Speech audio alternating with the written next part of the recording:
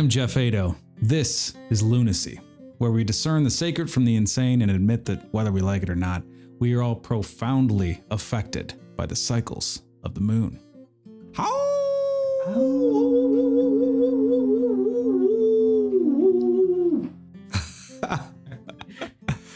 My guest today is my good friend Stanley Thompson, who is a great human being and also someone who suffers from progressive multiple sclerosis. I'm having him on the program today because, he's really worked out kind of an ingenious treatment plan himself for how to slow the progression and really eliminate so many of the symptoms that most people with his condition, with your condition, experience. And I'm fascinated by that whole thing.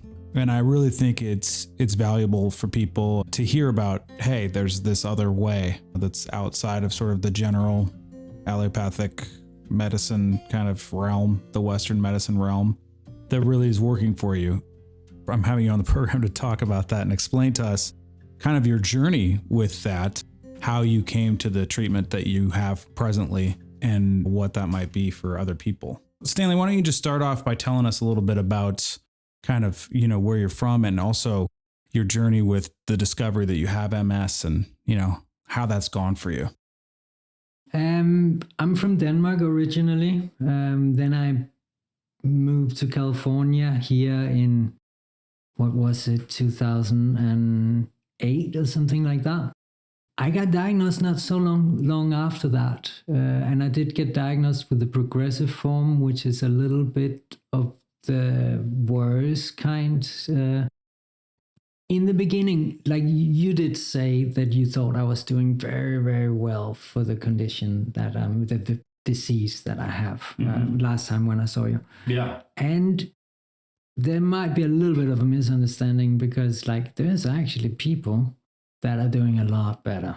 Okay. And that is because MS is also called the disease with the many faces. Okay. So there's people walking amongst you that you don't even know have MS, potentially, that have had it for 20, 30 years and they don't have anything going on for them.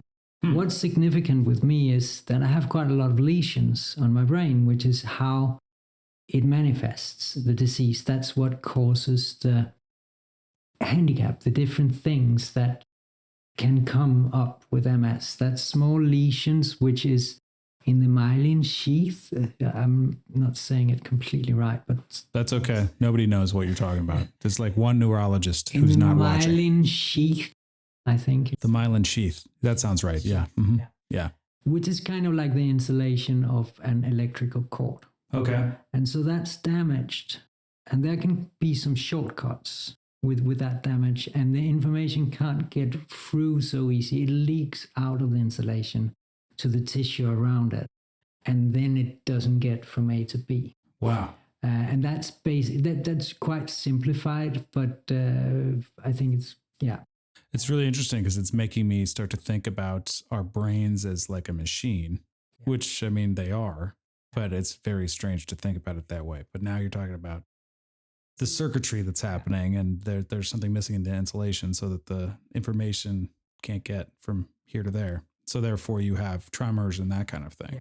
And it can also shortcut, like you can also get some sudden things. That's also why I can't do hot bath, for example, or sauna, because that can provoke episodes for me. Like there's a lot of neurologists that says, oh, those are pseudo episodes. They're not a real thing. Okay. I am quite sure that it's not completely true because some of my things happened as I got heated. One in Bali where I got super overheated. One in a sweat lodge in Costa Rica where I got super overheated. And it never gone away. Like that thing that it did had kind of lasted since that. Yeah, I see. So in those episodes when you were exposed to extreme heat, you sort of felt like, you dropped down a rung of the ladder and then stayed there. And then the question is, would that have happened anyway the day after? And just because I got heated, it happened that day before. Maybe, but I kind of feel it's provoked it a little bit more than one day because I don't think that, I don't know. It's really hard to see. Exactly. Is that a universal thing where if people with MS get overheated, that they have more episodes?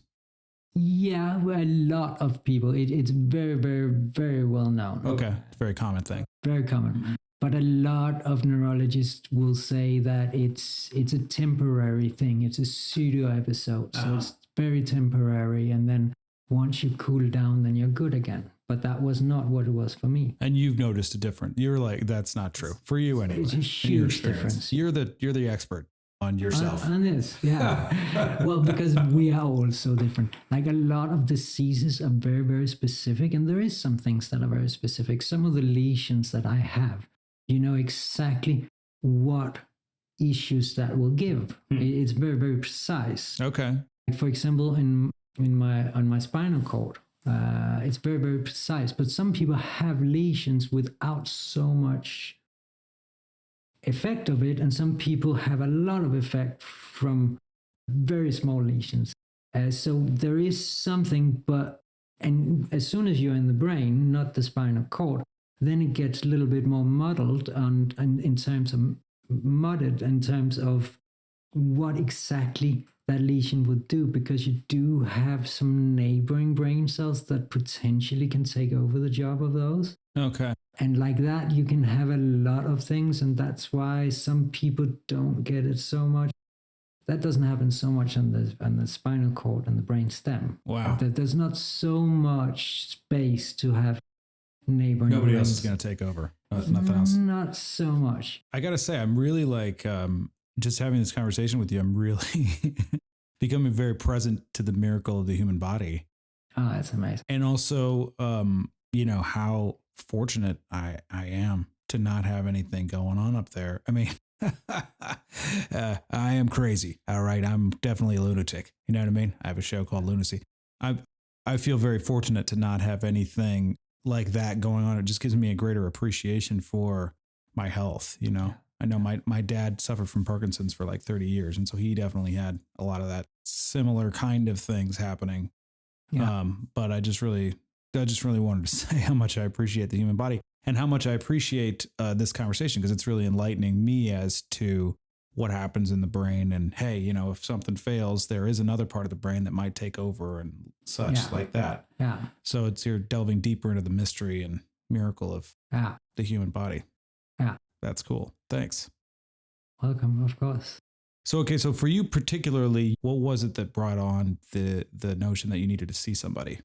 It's kind of a funny story because, not that funny. The funny part about it is that my neurologist said that had nothing to do with MS. But I'm not 100% sure. I don't always just trust.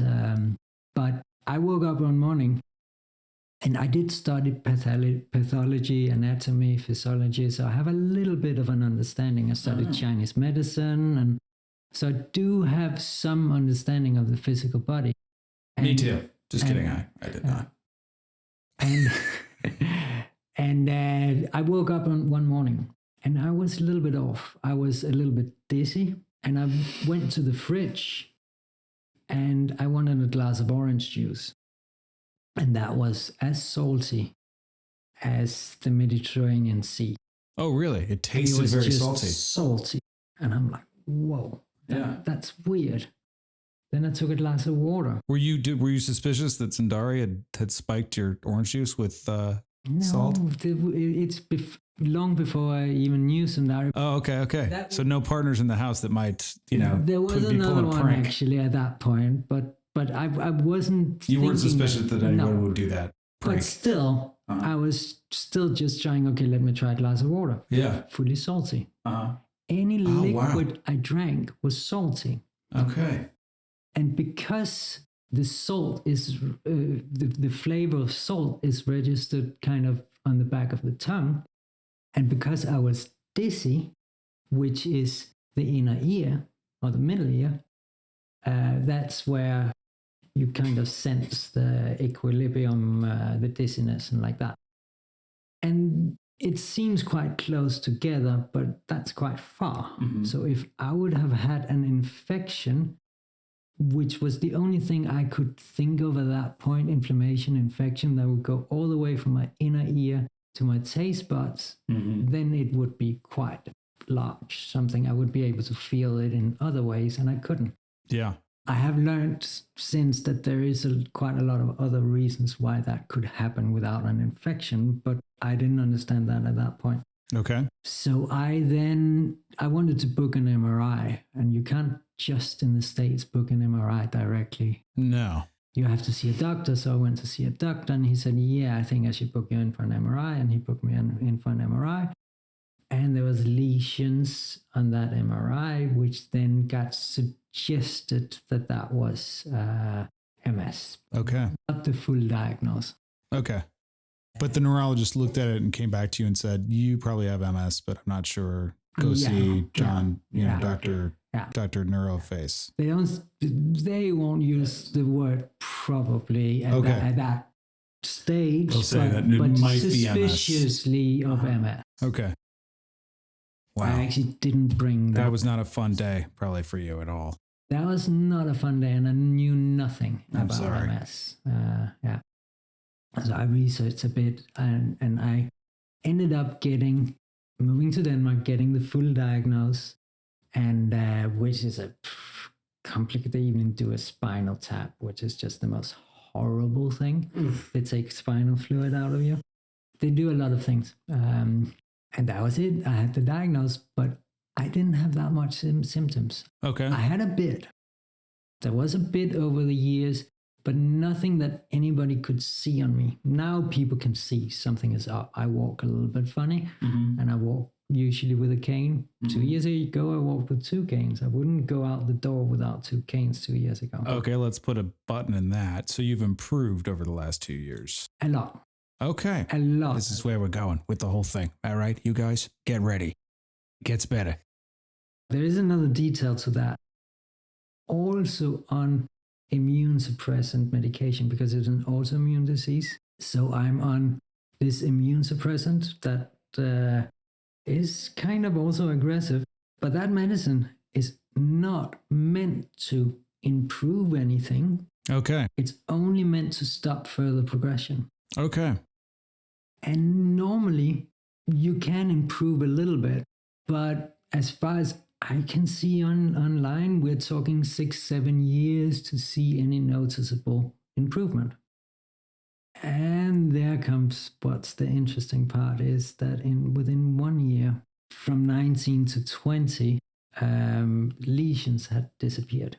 In your brain? In my brain. Those are actually on my brain stem around T6. Okay. I don't 100% contribute everything of that to cannabis necessarily. Okay. I'm doing a lot of other things, like thinking maybe MCT oils and butyrate, maybe other short chain triglycerides that I also have been doing, maybe some altered B vitamins like that works on the mitochondria. Maybe those can also help. Like I just been throwing everything I have. You've just been doing all of the health things. By the way, newsflash, the cannabis thing is the thing that's been helping him so much, right? Which we'll get to in a minute. We will get to that, because that I can with 100% certainty, as I just said, I'm not 100% sure what have repaired these things in my brain, on my brainstem, but I can say for certainty, and people that saw me in 19 and 20, they are shocked when they see me. Like, for example, when we started this interview, you said, can you move a little bit closer to the mic? Yeah. And I moved the chair. Can you move a little bit closer to the mic?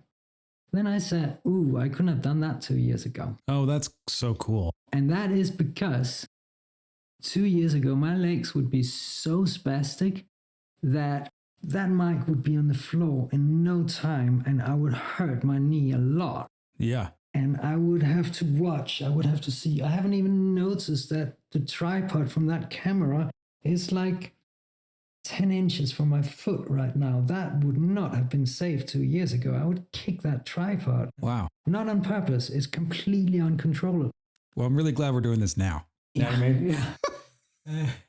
yeah. We probably wouldn't have been able to. I mean, Yeah, it would have been catastrophic 2 years ago. It would have been catastrophic. It was a nightmare. Yeah. Wow.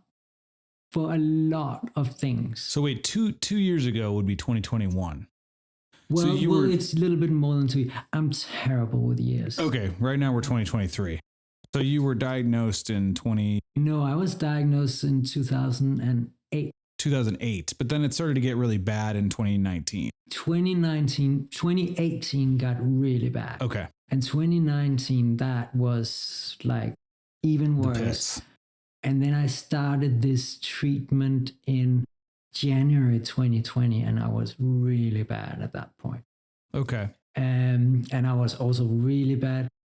So there's a little other detail here. Because I started this allopathic medicine that is really serious with a lot of things, it's an immune suppressant, and the doctors, they wanted to know everything that I had been using. I see. Like also supplements and anything. Because you were improving. No. Just generally. No. This was before that they had noticed this improvement. No, because I was starting on this new treatment. Can you tell us what the name of the medication is, or is it? Yeah, I can tell you the short name because the long name is just... Let's hear the short name. Ocrevus. Ocrevus. Okay. But it's really called something Ocrevu flip blap blip blap. Yeah. Ocrevu flip blap. Something like that. It's not that complicated, but it's something like that. Pretty sure my line is spot on. When I started the Ocrevus, they wanted to know of supplements. And I told them all the lists of supplements, and I also wrote cannabis because I had been using cannabis. Mm-hmm. Were you using it at that time just recreationally, or were you using it with the intent to help the symptom? I used it because it also felt like it helped the symptoms a bit. I did get quite high from what I used at that time, and I actually didn't appreciate that so much.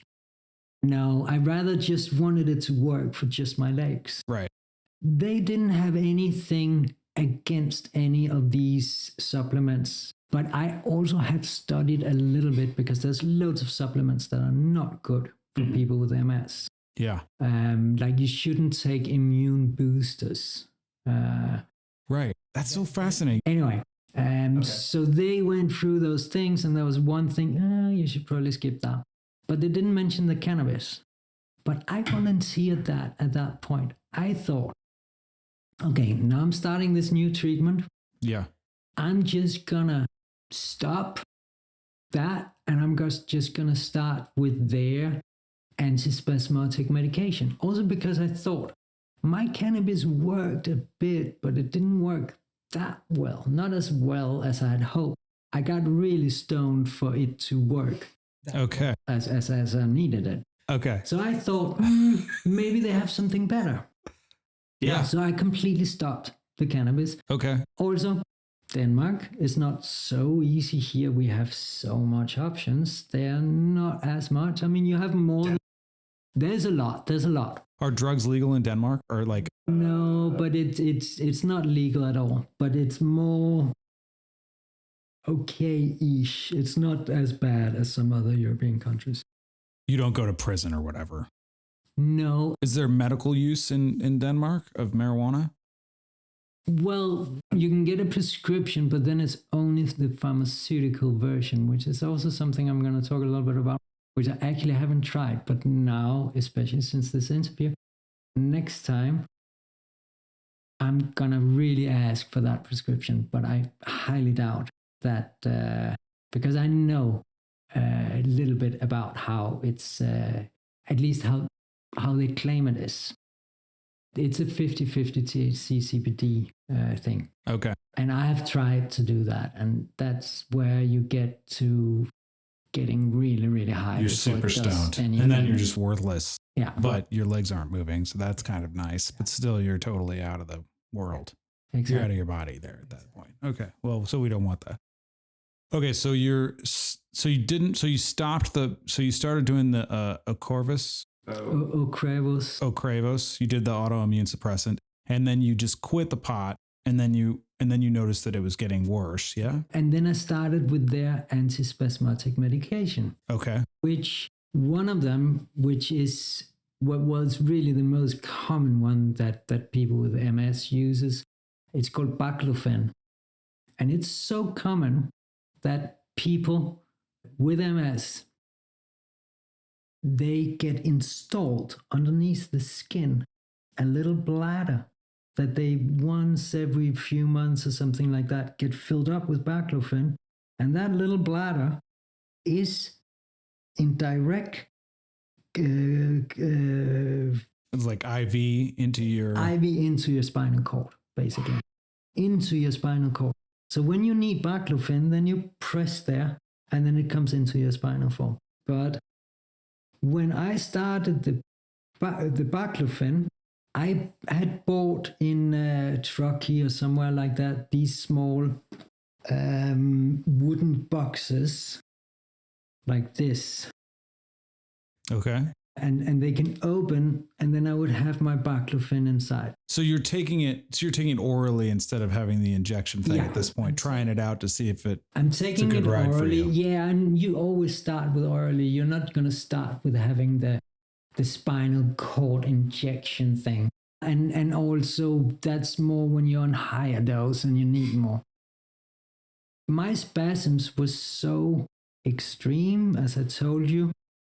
Now even I have like freaking 3 inches to the top of the table because I have my foot, my cross-legged and underneath. Yeah, and by the way, I'm staring at his feet right now. There's no movement. There's no movement. Back then, it was going crazy. Okay. Especially at night. 2020. This time is also maybe a little bit better. In the night, it's worse. Okay. I could not sleep. I still have issues with sleeping. Might be a little bit more shell shock from 19 and 20 thing. Oh, you think maybe you have like some leftover PTSD or something, or? I think like there is, because in 19 and 20, I would have TSD in the night. I don't know what TSD is. Well, post-traumatic stress. Okay. And then I kind of made the term up myself. Oh, okay. TST, because the post hasn't arrived yet. It's still stress. What's the T stand for? No, the P. Oh, P. Because TST. the P hasn't, the post hasn't arrived yet. Okay. The post is traumatic stress. Post is after traumatic stress. Got it. So it hasn't been after because I'm still getting bombarded. At night, that would be like, I would have... Still comes out a little bit once in a while, but as soon as my heart goes down to a certain level, then this mice would come out and gnaw in my big toe. Like, no. When my heart went to 60, sometimes 65, 58 for sure, then there's gnawing. Oh my God, that's terrifying. Then stabbing, like stabbing all over the body, just stabbing. Oh my God. And that would really not make me able to sleep. No, I feel like we just stumbled into an Edgar Allan Poe novel. Yeah, no, it's horrible. That's horrible. And Cask of MS. Now it's maybe a little bit more now the post has arrived, and that's because of cannabis, for sure. The post has arrived. Okay, yeah. Now it's post-traumatic stress. After I'm not still getting bombarded. You're not in the traumatic stress I'm getting a little bit bombarded. Disorder. Little bit at night, for sure. I get sometimes. It's not completely off. But yeah, that was super, super stressful. And at this point, I'm on baclofen, I'm on gabapentin, and I'm on like pretty high doses. For the evening, I'm kind of on the higher dose of what you can take. Like I could potentially take that evening dose. I could take that 3 times a day, but then I would definitely be on the highest. And at this point, it seems like, and I don't know if I'm just getting progression, but it almost seems worse. And then I remember one night where it was really bad. And I also get these things where always worse at night, where, for example, I done a lot of yoga through my life. Okay. And Of course, there's a lot of yoga poses I cannot do. The most dangerous pose for me to do at that time was definitely Yoga Nidra or Shavasana. Which Yoga Nidra is yoga sleep where you're lying on your back. Shavasana is kind of the same. You're lying on your back, it's just a little bit shorter. Because if I'm lying on my back, as soon as my heart gets below 65 to 57, somewhere in that range, which if you're really good at relaxing, it will get down there. For me, at least, I don't have a high blood pressure. Lucky you. If it goes down to that level, then I'll get these spasms. But one spasm that I potentially can get, which is really violent, really strong, is in my psoas muscles. And the psoas is attached to the vertebrae in the lumbar spine and the inner thigh. So that makes you sit like that. Makes you sit up. Well, so hard and violent that it just pulls my back out of place. Oh, God. So it's like the muscles squeeze so tight that you're sitting up in bed, but you didn't, it's like not using all the appropriate muscles. So then it throws your back completely out. So I couldn't do that. And at this point, I had realized, okay, I can't do that. So I'm trying to lie in fetus position and I'm just getting bombarded. It's just like horrible. Then I up my dose. When you say you're getting bombarded, you mean like you're fighting against tremors and you're fighting against like feelings or the stabbing pain? Stabbing, the mice, I get like... Mice, you say it feels like mice are like eating your flesh kind of a thing? Yeah, on my big toe. Well, I used to call it a rat, but my wife don't like me using that. Your wife is Sundari, who we mentioned earlier, who is a beautiful human being. She said, switch it over to a mice. Okay. So I'm doing that. Yeah, I mean, rats, it does sound better than it's a mouse. It's still, I feel for you. And burning, like fire, actual fire on the skin. Wow. Where did you feel that? That's more the outside of my legs, the bottom, like what down the shin, but the outside. On the inside, more like water. Okay. So more cold on the inside, more warm, which sometimes could also be quite annoying. There's nothing fun sounding about any of this. It's not fun. Until you get stoned. Then that part sounds fun. Except maybe then not.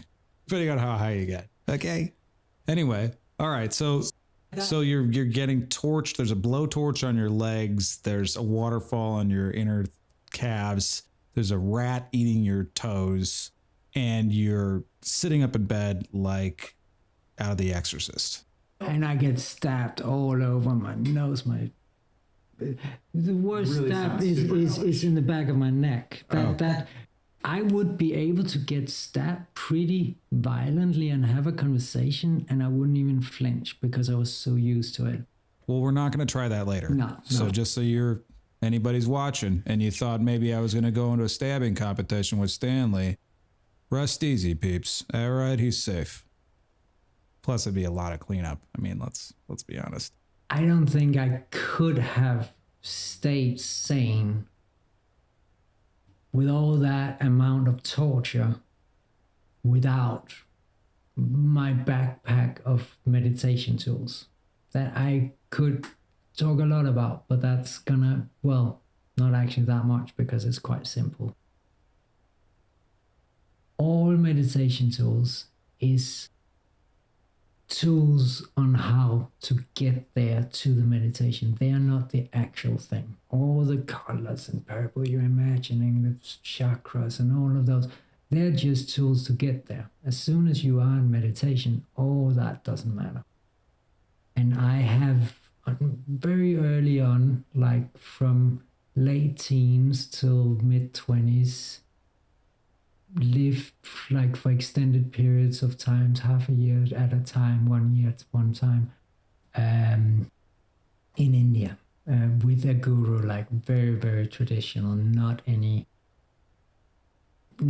tourist thing, nothing like that. And did a lot of deep meditation. And that's also why I can endure not sleeping, why I can stay sane without sleeping. In those years, I slept so little that I would get, and I still have a little bit of PTSD on it, and I still don't sleep that well, and I still don't get REM sleep. So I actually hallucinate. I get REM sleep, woken, being awake, completely like I am now.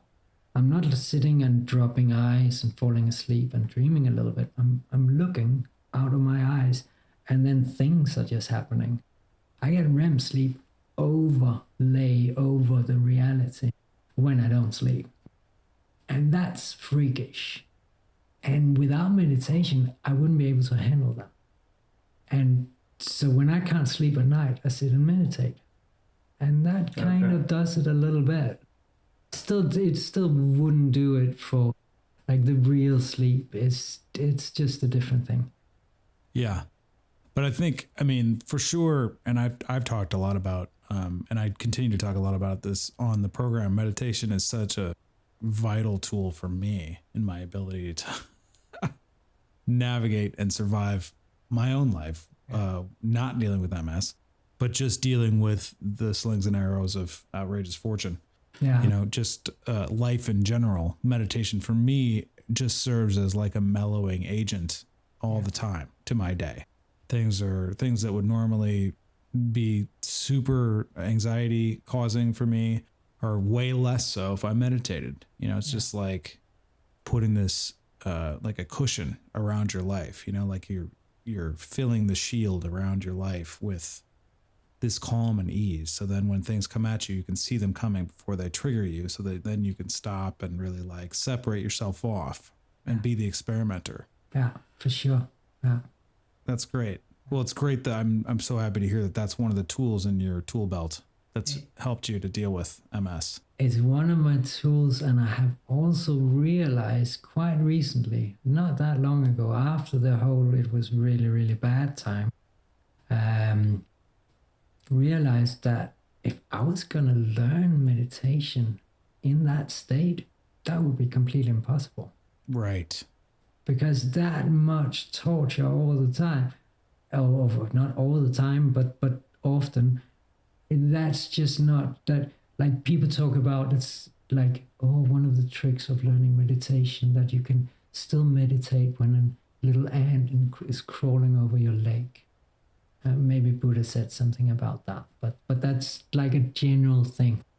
A little ant, that's nothing. Yeah. Whole anthill, nothing. Mm-hmm. Like that's nothing compared to that.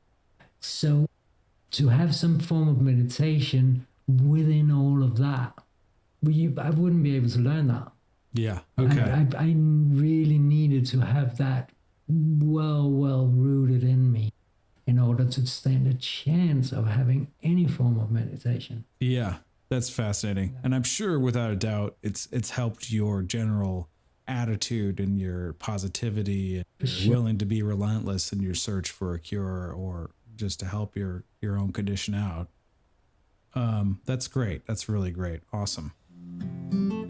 If you're enjoying this program, if you love Lunacy, please consider becoming part of our team. Go to patreon.com/Lunacy podcast to become a member of our team. You can choose a number of different levels to support us on a monthly basis so that we can continue the work of exploring the love operating system, how best to be of service, and how to live life to the fullest. Thank you so much for your support. Much love, everybody. Okay, let's move on. But at that point, I'm considering, is it just gone that much worse? Or is it that baclofen that actually doesn't work so well, and did the cannabis just work way better? I tried it and I was like, wow, okay, that works. But then I got to that point, I ran out of it quite quick and almost ran out. And then I'm like, ooh, I'm keeping this. And then I'm trying to procure something from people around. And many times I met someone, oh yeah, we have this really good stuff. And I tried it. Yes, sure, it worked. But I had to get up to a dose where I was really close to what we call getting a whitey, which is where you get all white in your face and all cold sweat and you don't feel good. No, and you're super paranoid and because you have taken way too much. Uh-huh. So the level of it is quite close to where my legs can be as relaxed as they are now, but I would be so stoned that I would get a whitey. Which is probably better than the alternative. It's better than the alternative. It's still not fun. And it was still way, way too much. But because I knew that difference, I'm like, okay, here I'm pretty stoned. I would like to get less stoned, but here I'm exaggerated stoned. I would like to look into this a little bit more. And because of my connection with California here, I'm like, wow, we have so much options here. When you were questioning whether or not it was what's it called? Baclofen. The baclofen. You were in a country where marijuana is still not legal. Yeah. So you're trying to score it from your friends, people who have it, because it should be legal. It's a plant. I mean, we can talk about that, how ridiculous it is that marijuana is illegal. And the history of that is very interesting. It was really about paper, at least in the United States. They wanted to continue to use trees for paper and not hemp. So they made hemp and marijuana illegal. Anyway, it's so stupid. It makes no sense. But anyway, you're in a country now where you're having to score it on the street so that you can mitigate your MS symptoms. If this doesn't point out how stupid it is that marijuana is illegal in places, I mean, it just makes no sense. So you're trying to score it illegally so that you can help mitigate your MS symptoms. And what I had to score was also stuff that would make me so high compared to, I'm not high right now. Right. Okay. And you've been, puffing or vaping or something, right? Yeah. Well, I'm going to get back to that. I've also been using sublingual drops and like that, but vaping for my whole experiment thing. In the process, I've done double-blind placebo studies on myself where myself, with both of the double-blind parties, which of course is completely impossible to do that in a medical setting because they would say that it's stupid what I'm talking about. So you're in a foreign country, you're scoring the weed, you're getting a whitey, it's bad news, but then you're like, California, the most beautiful place in the world. Just kidding, rest of the world, we love you, okay? But California's pretty amazing, except for a lot of things.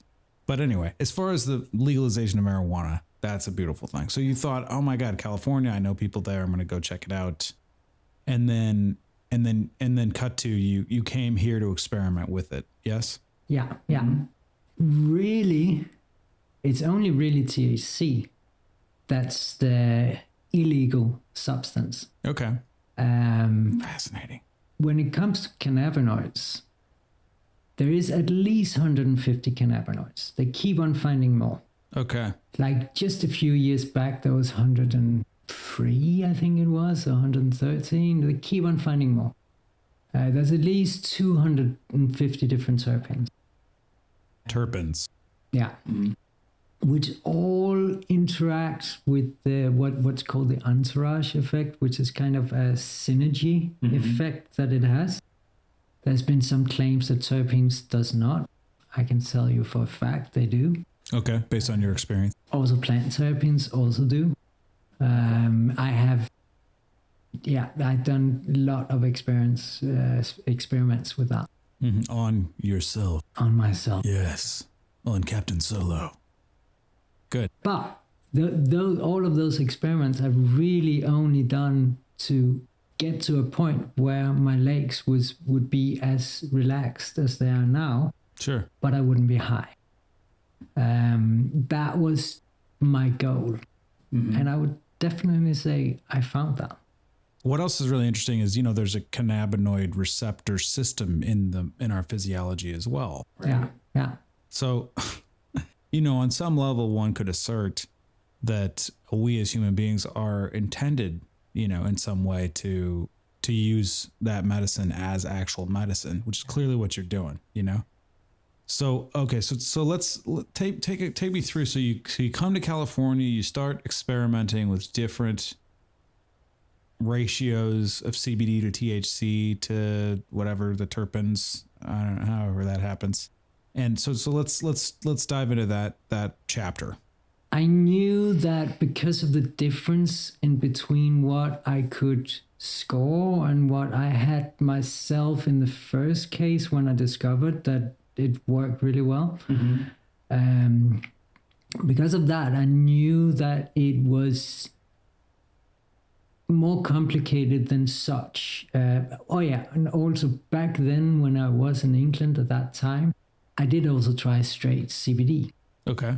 And online you can get so many YouTube videos where people try straight CBD, and some kid with super tremors and things like that get all calm because of the CBD. Didn't quite work it for me. Okay. And I don't know if mine were a special kind or it just didn't quite do it. So I knew that there was something else. And I also knew that it wasn't just the THC. There was something in the profile of cannabinoids and terpenes that was kind of dictating what, and often I would find some product, and I actually spent tons of money in the legal shop down here in town, just because I wanted to get so much variety. I have tons of friends that could supply a bunch of things for me, but I just wanted variety. I wanted to try a lot of different things.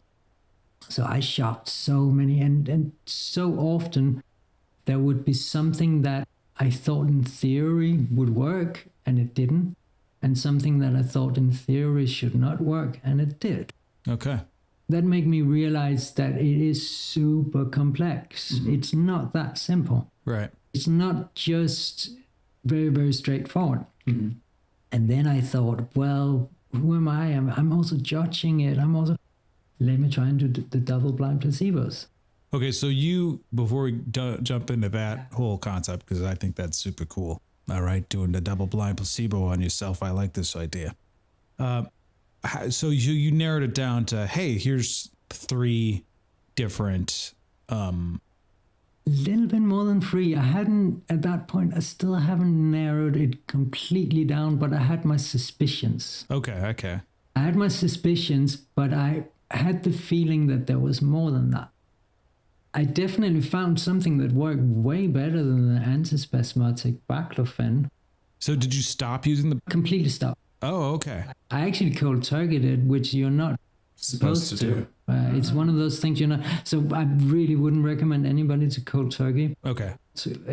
I was aware of it, that you're not supposed to do it. So I was also aware of the potential side effects and what to watch out for. Yeah. Which I think is very important, but that still doesn't make it completely safe. Yeah.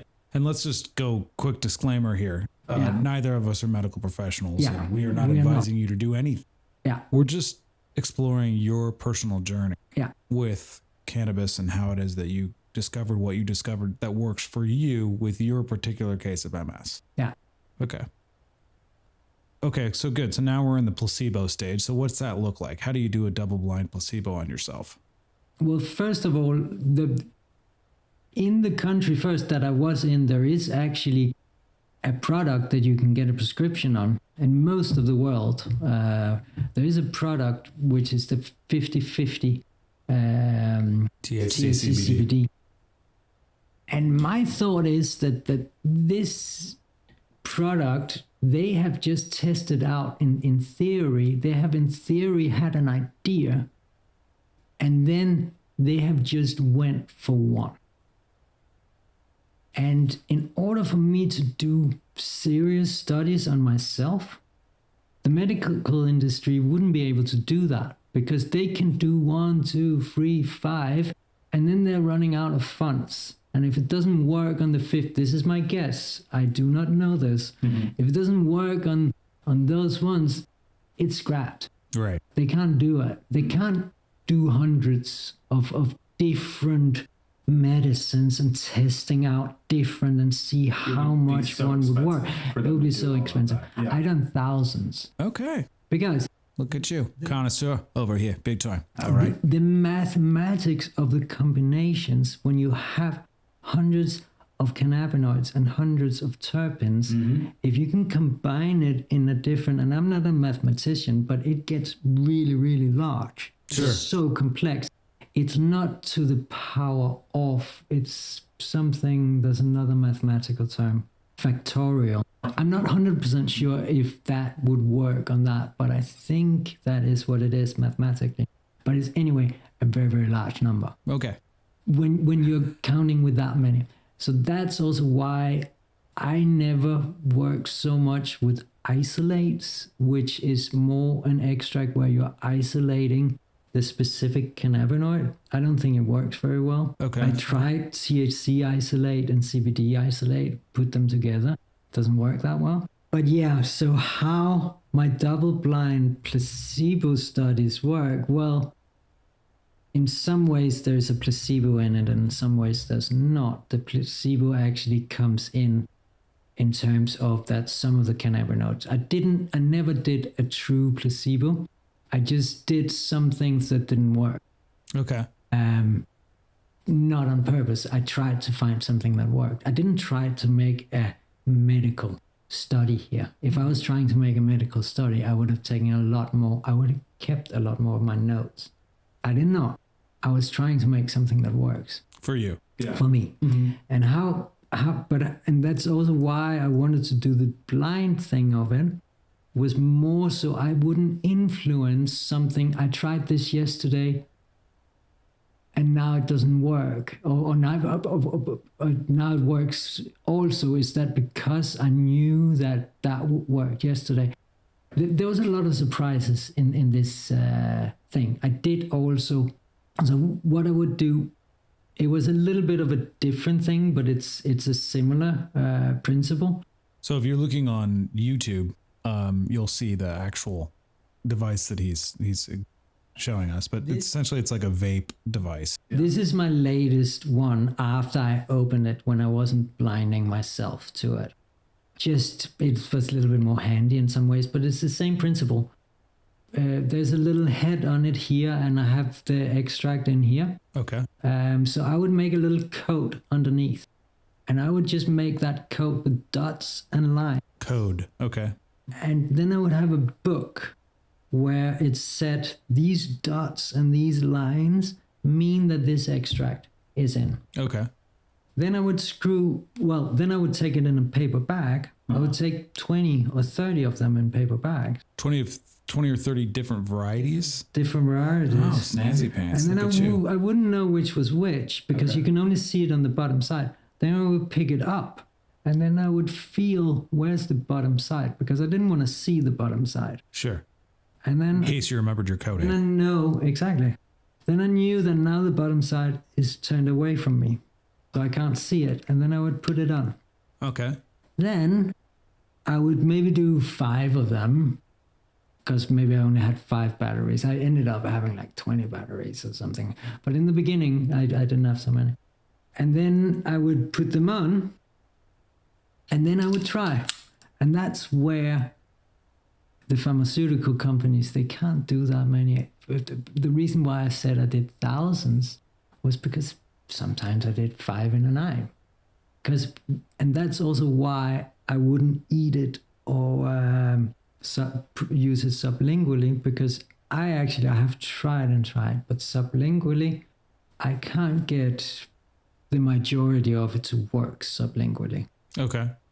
The majority of it works like an hour or 2 hours after. Oh, I see. Okay. And that's... So you need the immediacy of the vaping. I need the immediacy and that's how I could do 5 in a day, or 10 in a day sometimes. Then I try. Then I maybe give it 5 minutes. 5 minutes after my leg is kicking, that didn't work. Okay. Then try another one. 5 minutes, leg still kicking, that didn't work. Well, I have to write the note down. Yeah. And then I can't see that note underneath. Then I had to write another code on the outside that I then always would be able to see. But it doesn't really matter that much, because I still don't know what that means on the inside. I don't know what extract that is. Even if I look in the book, I wouldn't know what it was. you wrote a code on the outside that says this doesn't work, or No, I wrote a code, and then in my book, I wrote that code didn't work.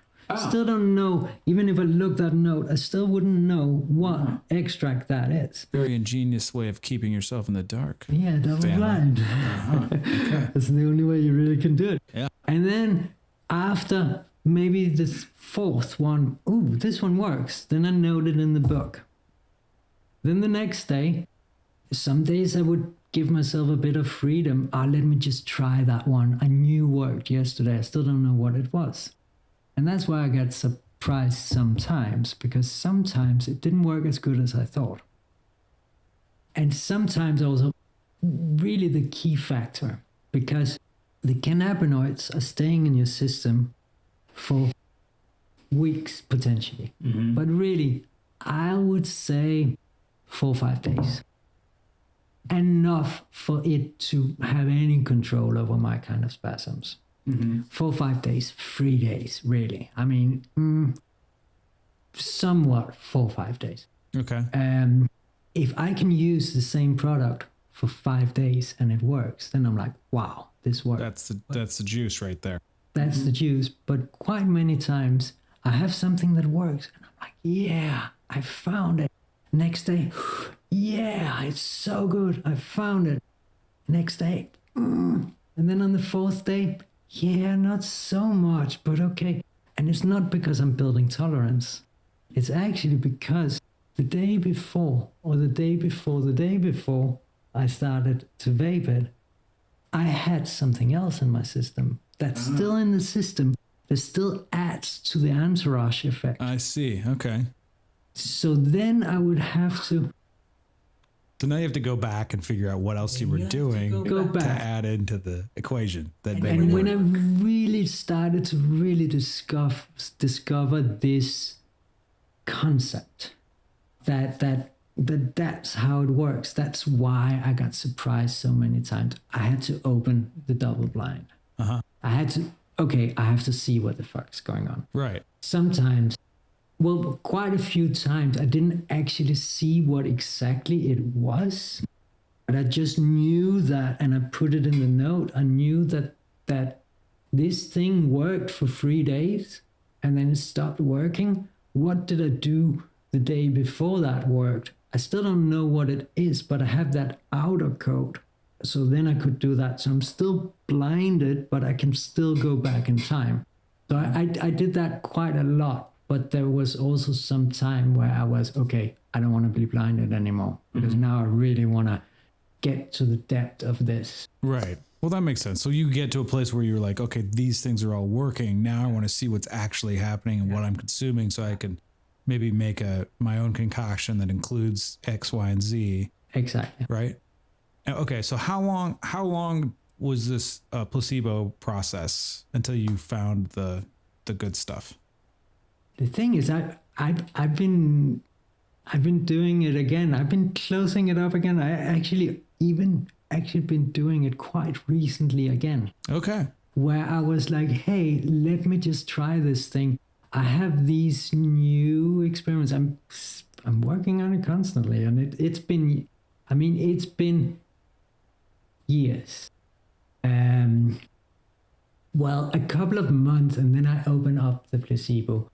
Or the double blind, and then I maybe had it open for a month or two, and then I might close it up for a little bit again. If I have something I really want to find out, it's probably better to not know exactly.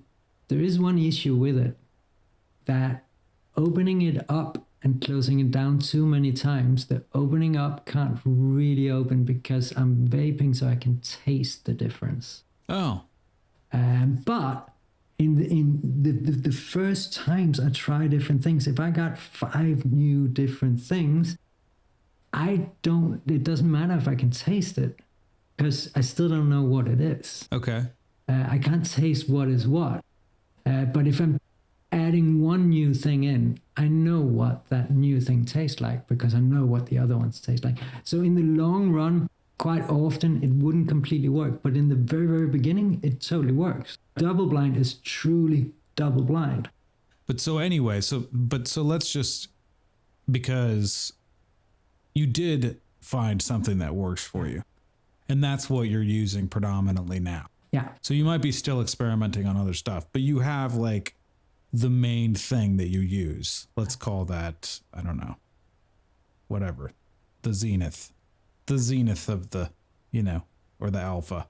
I have the main things. It's not just one. It's quite a few of them. And you mix them together. I mix them together. And then you vape them. Yeah.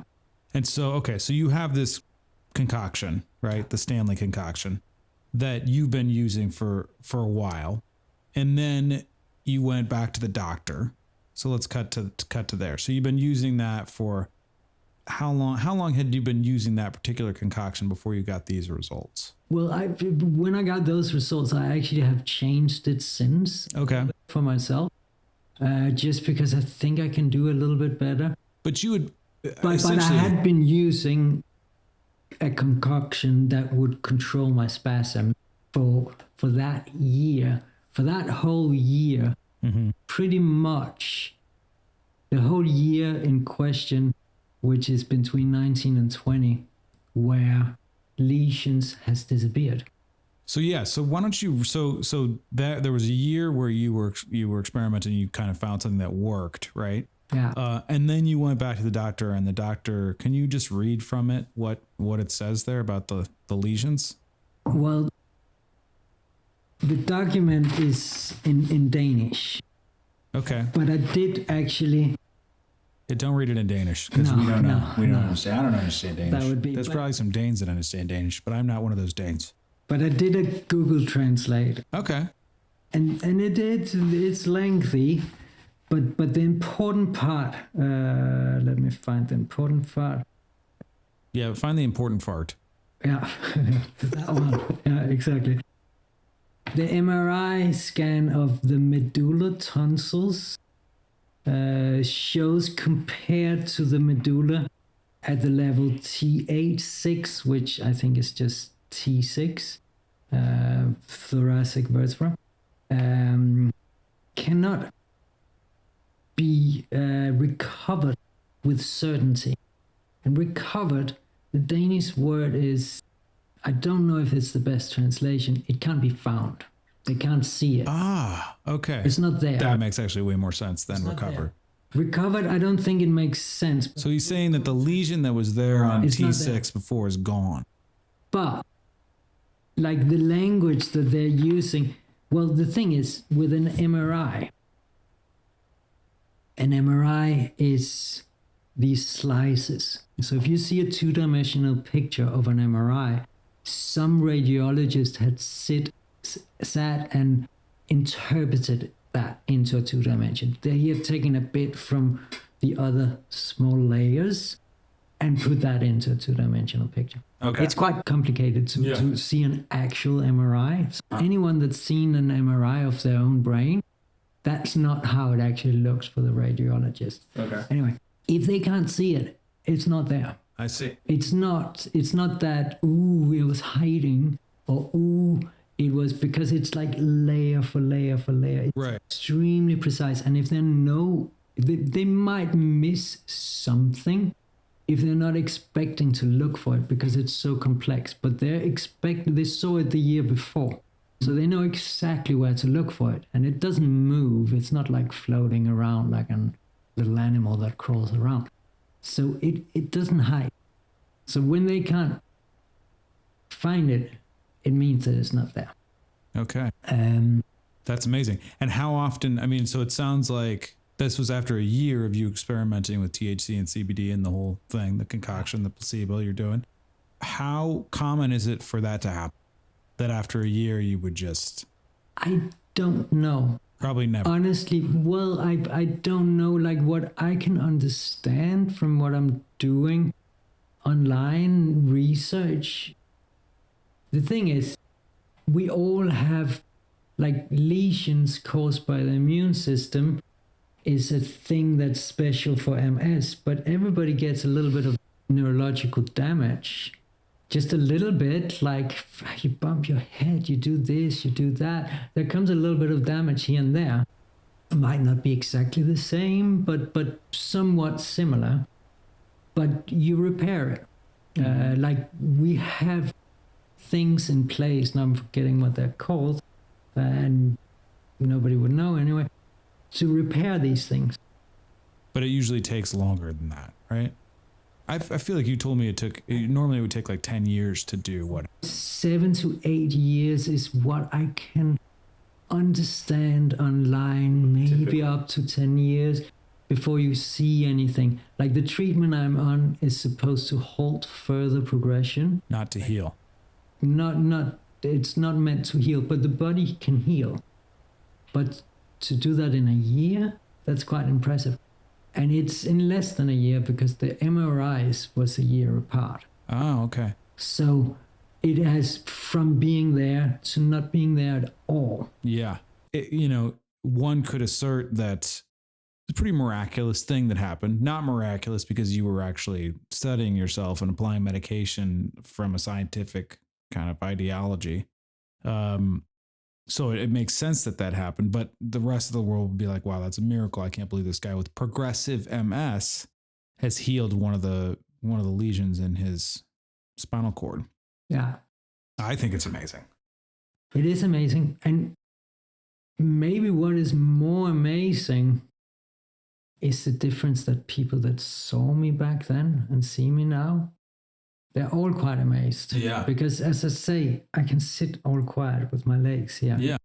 And I can walk quite comfortable with one cane. And I don't even necessarily, I forget my cane sometimes. I don't like to get out without my cane. Right. But I forget it. I mean, I would not have forgot it back then. I would walk with two. Yeah. Always. I would always have two. Right. That's a huge thing. Yeah. Okay, cool. So that's amazing. And I'm sure that, people are going to want to be in touch with you about this, people who have MS, which of course we'll get to that in a minute. But before we do, you mentioned that you had a friend who had cancer. Yeah. And that you sort of embarked on helping him with a similar treatment model that you had been doing. And could you just tell us sort of what happened there? Well, I mean, cancer is actually a little bit more known, that there's actually done more studies with cancer. Cannabinoids have in a petri dish stopped cancer cells from multiplying. And that's one of the reasons why there has been a lot of focus with cannabis and cancer. Yeah. But in the medical world, cannabis has more been applied for people on chemotherapy that get nausea. Yeah, to reduce your nausea. To reduce their nausea and eating more, because people on chemotherapy, they don't eat so much. Yeah. They get nausea and they don't want to eat and like that. And pot makes you hungry. Yeah. So, but your friend, your specific... He was on chemo at that time. He was on chemo and he had, do you know what kind of cancer he had? I actually forgot, but he was told that he had like 6 months left. Okay, so he had cancer. They gave him 6 months to live. You said, hey, Johnny, I got some stuff for you. Someone else said it first, said, you should talk to Stanley. And then he talked to me and I love him. And I'm like, yeah, we can. There was a little bit of politics because not all family members in that Rashi wanted to experiment with the weed. Wasn't necessarily that open towards it. So we weren't really talking about it. And some people say, oh, don't mention it to these and don't mention it to that. Marijuana and there was definitely some things. And I also didn't want to be responsible. And I don't know. I felt like, hey, there was a lot of pressure. That makes a lot of sense. So we went a little bit quiet with it. And I explained him, like just me and him and Sundari. We explained like, hey, I can't promise anything, and I don't know, it does miracles for me, but I mean, let's try. So I started him off with a little bit smaller dose, quite a bit smaller than what I expected, and then we went up a little bit, and then we got to a level where he was comfortable, and that's the other thing. You can also start really low, and then you can get up to something. And I'm not 100% sure with if for cancer if it matters if you build up tolerance. I know for my spasms it does. So that's why for my spasms I sometimes stops for 3, 4, 5. I even stop for 7, 8 days, and that's quite amazing, because then there's, according to what I understand myself, like from my own experience, there's not much antispasmodic effects left. Well, after 7 days, there might be a little bit. Anyway. So back to your friend, we'll call him Tom, just for fun. So Tom, he just built up. And I think that's maybe okay for cancer. I don't think it needs that. I don't know exactly. And were you using the exact same concoction that you used for yourself? Or I actually used one of the first ones to start with. Okay. That I did myself, not my latest. Okay. I think it's the most advanced. Okay. In your experience. For your conditions. Yeah. So I used one of the first ones and never got a chemo again since he started that. He never got a chemo again? Never got a chemo again. How long ago was this that he started the thing? Oh, that was actually in the very beginning of my whole experience. So we're talking it's 6 years ago now. Wow. 6 years ago. And he's dead, right? Let me see. No, he's not dead. He's not dead. He's not dead. Wait a minute. It's 5 or 6 years. You killed him with the pot. The pot killed, the evil pot plant killed Tom. Tom is dead from pot. I'm bad with years. It's at least 5 years. It's at least 5 years. And Tom is kicking it. He's kicking it. Without cancer. And his doctor. He's kicking it cancer free. Is that right? His doctor told him, whatever you're doing, carry on doing it. Wow. So his doctor's just like, this is a huge Doctors do miracle. not know. Doctors do not know. He didn't tell him that he was on the pot. No. Really? Why he should tell him that he's on the pot? Maybe they'll legalize it over there. To your friend Tom, hopefully he'll listen to this podcast. You send it to him, okay? Yeah. But I have another friend who she also was undergoing cancer treatment or like pre-cancer treatment. And she did a bunch of different things, including cannabis, including ayahuasca, including combo, like a lot of things. And she went back and they were like, you're totally free of it. And I was like, did you tell them all the things that you did? And she was like, no. And I was like, well, you have to tell them. Otherwise we will never advance the system that is not working. You know what I mean? And we won't see the sort of the new medicine that is, on the verge. It's like, to me, and I think everyone else, right? Science is an evolutionary process, right? We didn't get to the point where we thought the earth was round for a really long time. And then we started observing, it's not everything is revolving around the sun. It's a progression. Now we're experimenting more with plants like cannabis, et cetera, to see the medical effects. Like, I feel like it's really imperative that we communicate what's working, which is actually a lot of the reason why you're here. Yeah. Because I think your message is so critical to people that are suffering from MS and also from cancer, to know that there is something that works out there. And if they're willing to experiment on themselves a little bit, then they can do that. Right? Yeah. Okay. So tell Tom to tell the truth. Tom, tell the truth, for crying out loud. All right. Your doctors need to know what's going on. Okay, cool. So that's amazing. So, you would be willing to help out other people that have cancer and MS. Yes? Yes, I would. But I mean, again, of course, I'm not a doctor. I can't give medical advice. I can't replace a doctor in any way, but I'm willing to share my experience with it. Yeah. Great. And maybe provide like some coaching and some therapeutic model. That's part of what you do. Like, let's just call it, health coaching, right? That's what you do. That's what you did for Tom. Yeah. And that's what you've done for yourself. Yeah. So Stanley's willing to share his knowledge and his expertise with people. If you have MS or you have cancer and you really are interested in experimenting with cannabinoids, and you're in a place where you can legally do that, then you can reach Stanley at, what's your email? Well, I have a few. Stanley, Stanley, Dasname,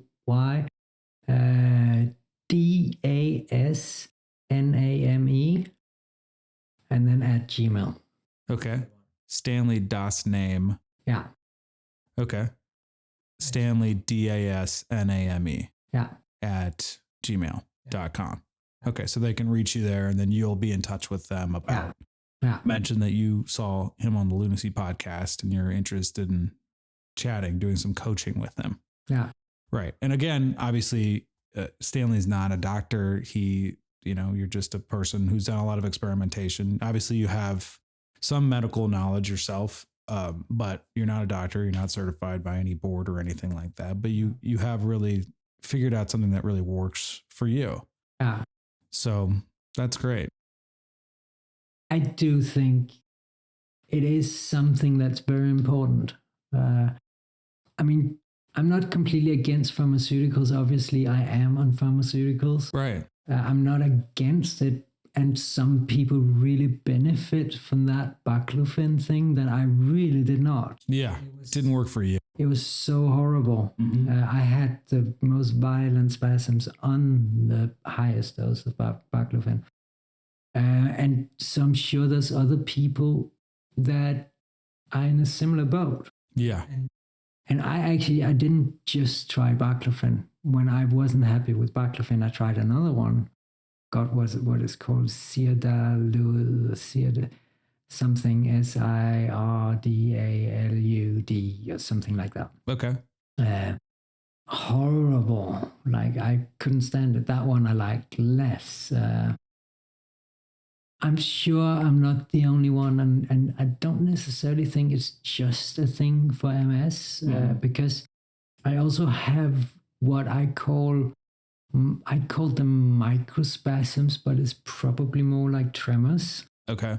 Which I still have a little bit. It's not that I completely are free from them, but they were so much that they really affected my walk. Like I was like walking like that. It was like full. Sorry, the chair now makes. That's fun. Noise. Yeah, that's fun. Yeah. And that is not like that's not happening anymore. And I'm thinking other conditions also have these tremors, like as you said earlier, Parkinson's. Yeah. But there's also other things. I'm not 100% sure if it would help, but I imagine that it would. Yeah, so I think that's what's, for me anyway, just listening to you speak about it, that's kind of what's enticing about consulting with you if I was in the similar position having MS, because you're not claiming to have some sort of wonder cure that's going to miraculously heal people. Yeah. You just discovered something that works for you, and it worked for your friend Tom. Yeah. Who doesn't have cancer anymore. I mean, that's a big deal. Anyway, who knows? Maybe Tom placeboed his way out of it. He was just like, I'm smoking the pot. Now I'm cured.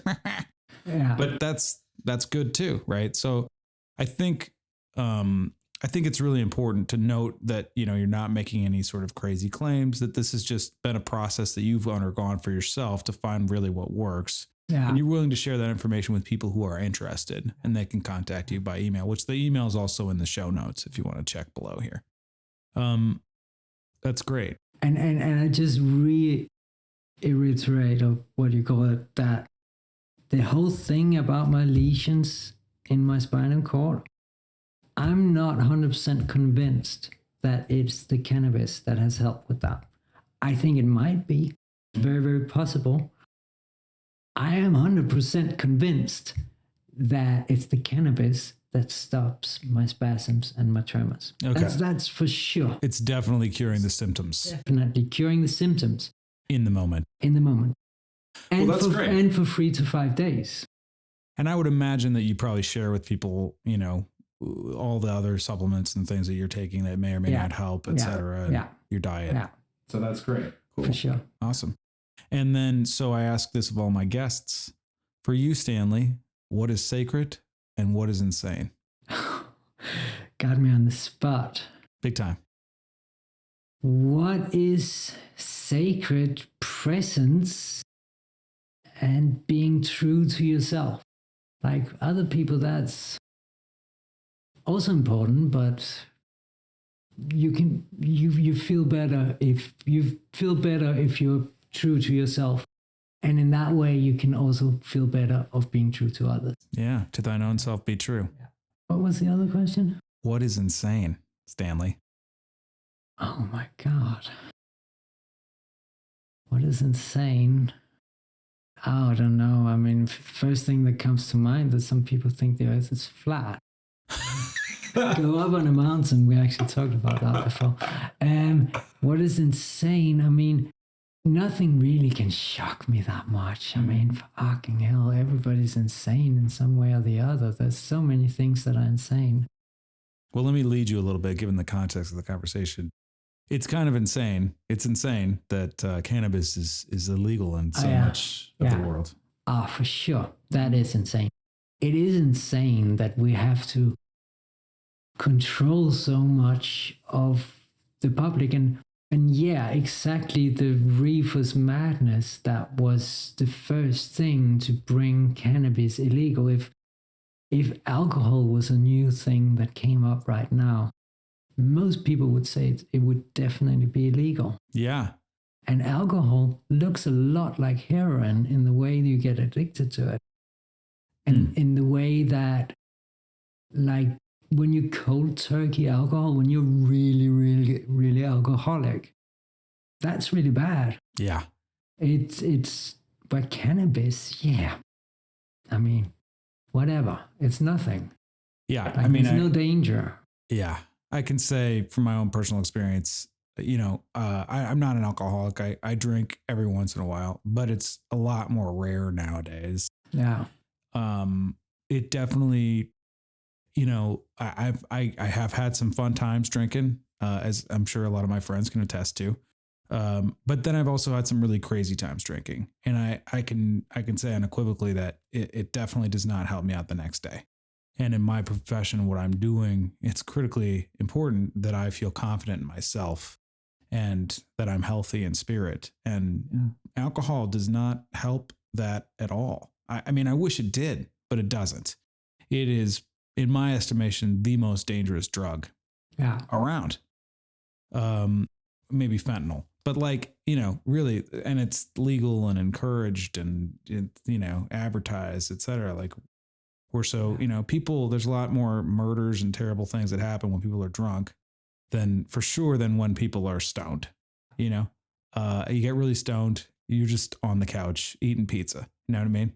And also it's very helpful in the creative process, especially if you're doing it, if you're consuming cannabis in the way that you're doing it, where it's really actually medicine, you're looking to it for that, there's so many benefits. So yeah.